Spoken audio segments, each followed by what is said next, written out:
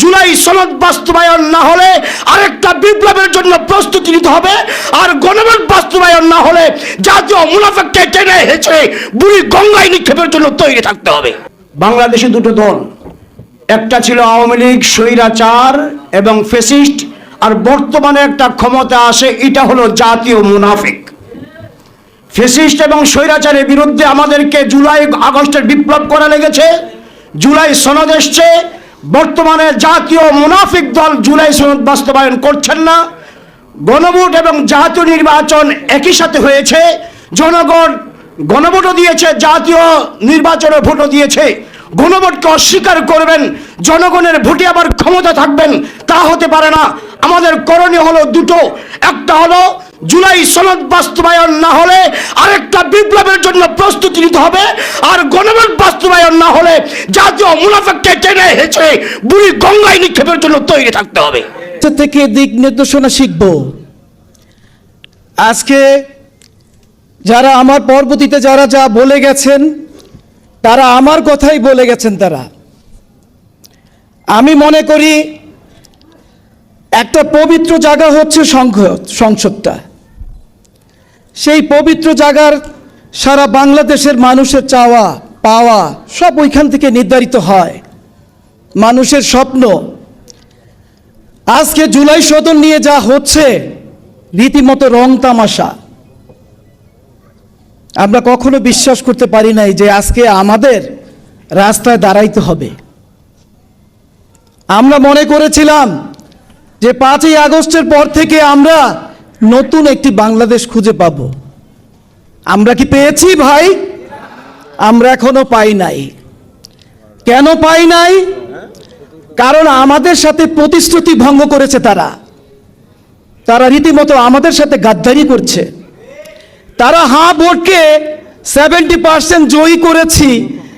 সারা বাংলাদেশের মানুষ যেই জায়গায় সবাই তাদের স্বীকৃতি দিয়েছে যে না, আমরা এইভাবেই সংসদ পরিচালনা চাই এবং দেশটা এইভাবেই চলবে, কিন্তু তারা সেই আমাদের আশ্বাস ধূলিসাৎ করে দিয়েছে। আজকে বড় কষ্ট লাগে। একটি ছেলে হারিয়েছি, তাদের কেউ কিন্তু হারায় নাই। তারা কোথায় ছিল? তারা এখানে কিন্তু ছিল না। আজকে আমার বাচ্চার বয়সটা মাত্র 14, ও কি বোঝে? ও আন্দোলন কি বোঝে?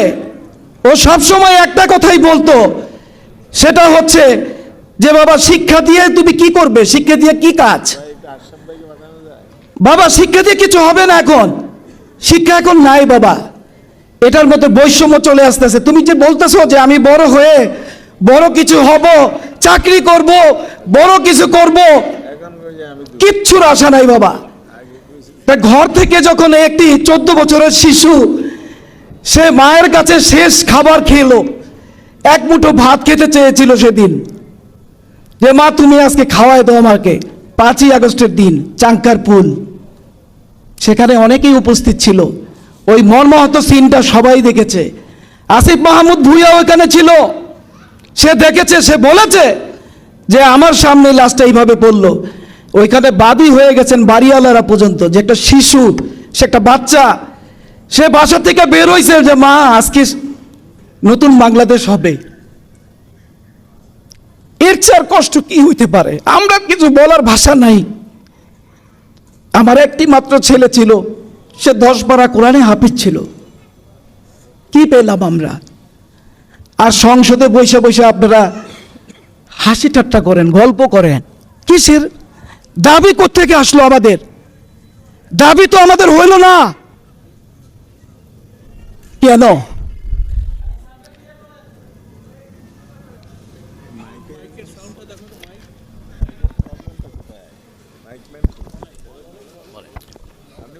আমরা সেই দাবি নিয়ে এখানে আসছি, আমাদের মত বিনিময় কথাগুলি বলতে আসছি।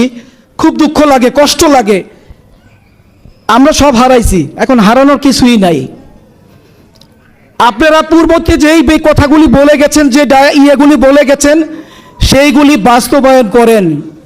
আজকে স্টেজে মঞ্চে সবসময় বলে গেছেন আপনারা যে আমরা হ্যাঁ ভোটকে জয়ী করবেন, আপনারা হ্যাঁ ভোট দিবেন, কিন্তু আজকে আপনাদের এই কথাগুলি কোথায় চলে গেল?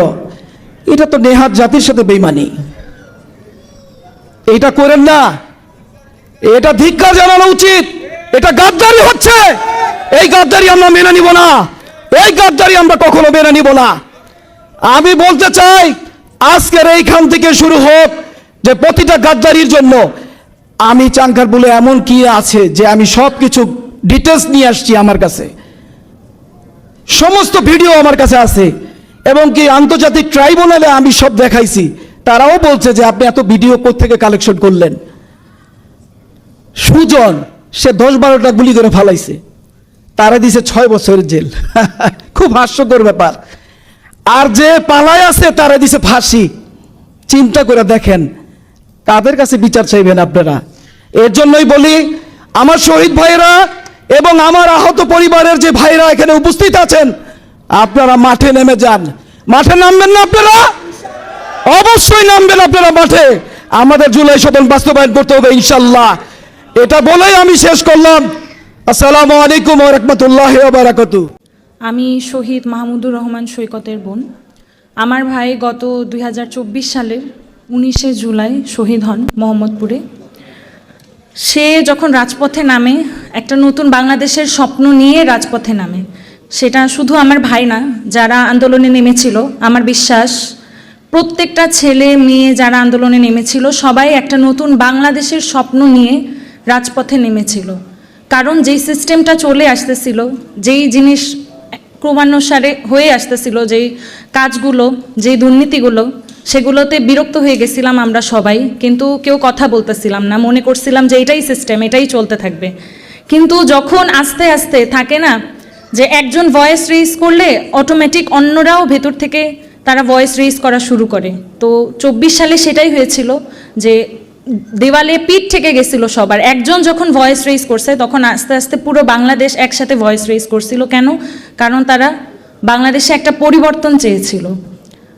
আমার ভাই 19 তারিখে গুলিবিদ্ধ হয়ে শহীদ হন। ওকে খুব কাছ থেকে গুলি করে মারা হয়। আমার একটাই ভাই ছিল, আমার পরিবারের আর মানে আমার মা বাবার আর কোনো ছেলে সন্তান নেই। তো ও চলে যাওয়ার পরে স্বাভাবিকভাবেই আমার বাবা মা অনেক ভেঙে পড়ছে। কিন্তু তারপরও আমি, আমার বাবা মা এবং আমার বড় বোন, আমরা সবাই নতুন করে একটা স্বপ্ন দেখতেছি। আমার ভাইয়ের দেখানো যে রাস্তা, সেই রাস্তাতেই আমরা হাঁটতে চাই। আমরা নতুন যে বাংলাদেশটা সেটা আমরা চাই, যেটার আমরা রিফ্লেকশন দেখছিলাম জুলাই সনদে। টোটাল সারা বাংলাদেশের মানুষ কিন্তু একটা বড় শতাংশ, 70% না, 70% একটা ভোটে হচ্ছে, গণভোটে হ্যাঁ জয় হয়। তাহলে জুলাই সনদটা সারা বাংলাদেশের মানুষ রায় দিয়ে দিয়েছে যে আমরা জুলাই সনদটা বাস্তবায়ন চাই। তারপরেও যখন এই জুলাই সনদ বাস্তবায়ন হচ্ছে না, এটাতে ডিলেই করা হচ্ছে, তখন আমাদের সবার মনে অনেক কষ্ট। স্পেশালি আমি শহীদ পরিবারের কথা বলবো এবং আহতদের কথা বলবো। আমরা কোনো দলীয় না, শহীদ পরিবার এবং আহত কোনো দলের না। এই জিনিসটা সবসময় বলি আমরা যে আমরা কোনো দলের না। তবে আমরা যেটা আমাদের জন্য ভালো, আমাদের পক্ষে যারা কাজ করবে, যেই হোক না কেন সে, কোনো দলের আমরা না। তবে আমরা চাই যে আমাদের শহীদদের রক্তের যাতে অমর্যাদা যাতে না করা হয়।